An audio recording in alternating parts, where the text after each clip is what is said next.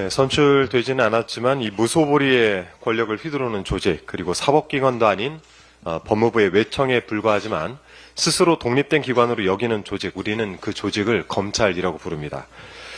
야당 대표 죽이기에 이어서 김건희 여사 면죄부 남발까지 검찰은 대한민국을 좀먹는 타락한 적폐 세력임을 이제 대놓고 드러내고 있습니다. 일말의 공정과 양심을 기대한 국민을 철저히 기만하면서 대한민국 법치주의를 망치고 있습니다.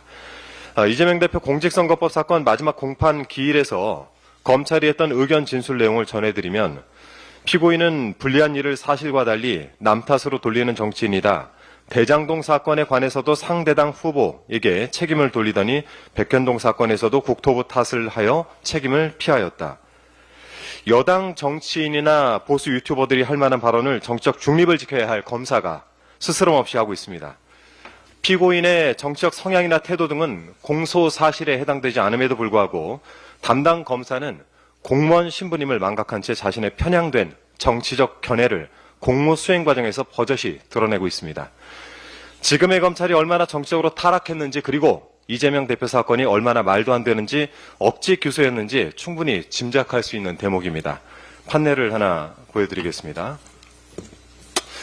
이 판넬에는 성남시에 직간접적으로 전달된 백현동 용도 변경 관련된 공문들이 담겨 있습니다. 이거 필요하시면 기자분들께도 제공을 하겠습니다. 거듭 말씀드리지만 2012년쯤부터 시작된 국토교통부 등 이 정부의 백현동 부지 용도지역 변경 압박은 명백한 팩트입니다. 당시 공공기관 지방 이전과 또 이를 위한 공공기관 부지 매각은 국가 시책이자 중앙부처들이 대거 동원되어 추진한 역점 사업이었습니다.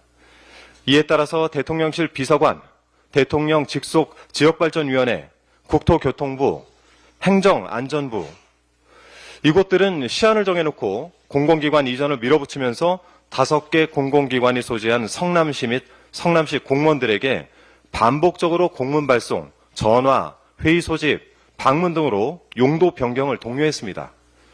아울러서 국정과제 부진에 대해서 직무유기, 직무태만 등에 따른 문책을 지시한 국무총리 지시사항과 행안부의 실태점검, 감사원 감사 등 이 후속 조치가 이어져서 성남시 공무원들의 압박감이 큰 상황이었습니다.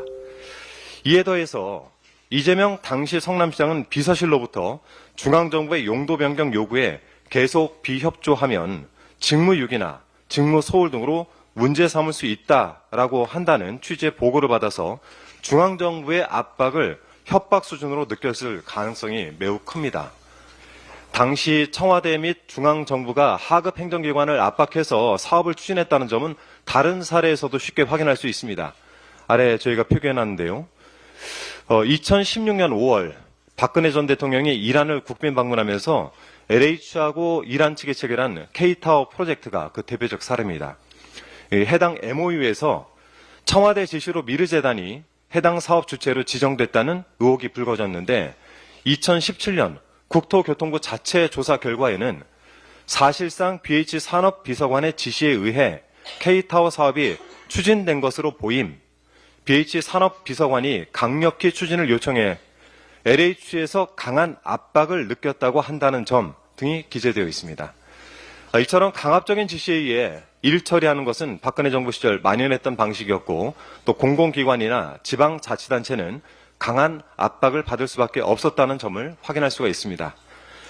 검찰은 이러한 명백한 팩트를 무시하고 공무원의 본분을 저버린 채 윤석열 정권의 정적 제거 시도에 앞장서고 있습니다. 이재명 대표의 공직선거법 사건은 검찰의 편향된 정치적 견해나 스토리 창작에 의해서 판단될 사안이 아닙니다. 인권과 법치의 최후 보루인 법원에서 검찰의 저열한 술수에 현혹되지 않고 올바른 판단을 해주실 것을 믿습니다. 이상입니다.